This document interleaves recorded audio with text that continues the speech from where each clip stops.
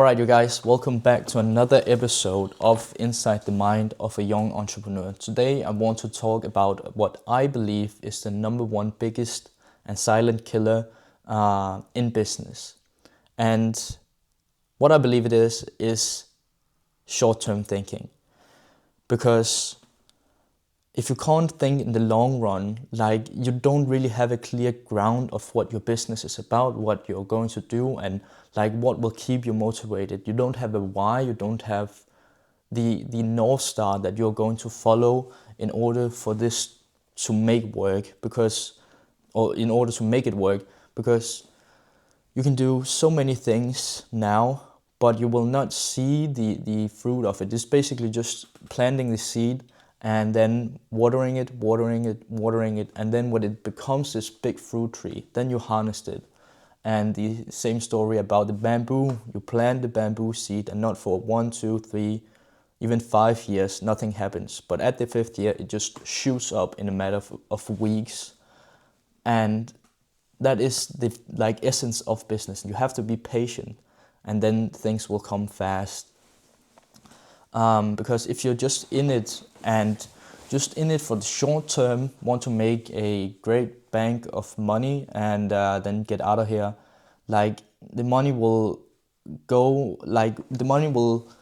just as fast as it came. And that's why if you want to be wealthy and have wisdom, you need to let that give it some time to marinate and see the things for yourself and do the things by yourself. Of course, I've not been in the process myself, but that is my belief, and I hope that belief will take me that far, and I will prove myself right by having this belief. And that is why, start slow, but start today. That's the thing. Because if you don't start today, you will not have the time to compound it. And again, this having the short-term thinking is just killing you.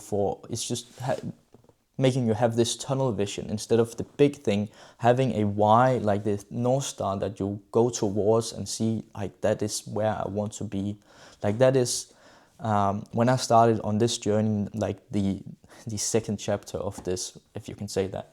The first thing I did was set goals. What do I want to achieve in life? Because if I don't have a goal, I don't know where I want to go. It's basically just me, it's the equivalent of me being dropped off at an airport, and then I end up in Africa, but inside, internally, I really wanted to go to America. That's the same thing. So set goals and have those goals far out, and then just put in the input in order to make those goals come true, because that is the output. You can't control the output, you can only control the input, and that's just doing so much volume that the output starts to match the input. And that is basically what I think on a daily basis. There's things that I don't want to do now because I can't see the meaning of it. It feels hopeless. It feels like what am I even doing? Why can't you just do this? But I feel like it's my moral compass and my integrity that really just guides me the way. And now I have a goal. I can sort of visualize and feel like what this is. But with everything, there's an equal and opposite. For every action, there's an equal and opposite reaction. And what I can do, I can decide to put in the work now and harness the fruit afterwards, or I can decide to get the tiny reward now and just get the bad feeling of getting the drop, because for each action there's an equal and opposite reaction. So if I get a good thing, I also have a bad thing. So that you just pick and choose which way you want to arrange these. And that's why I've picked, I want to put in the hard work now and make things compound, and then all of a sudden this ship just takes off, and I will see the fruits of the plants that I've seeded. So that is basically my thing. And I know that having the short-term thing or short-term mindset, it will just kill everything, because you don't really have real have real passion and real like a goal, a why, a thing that we want to move towards.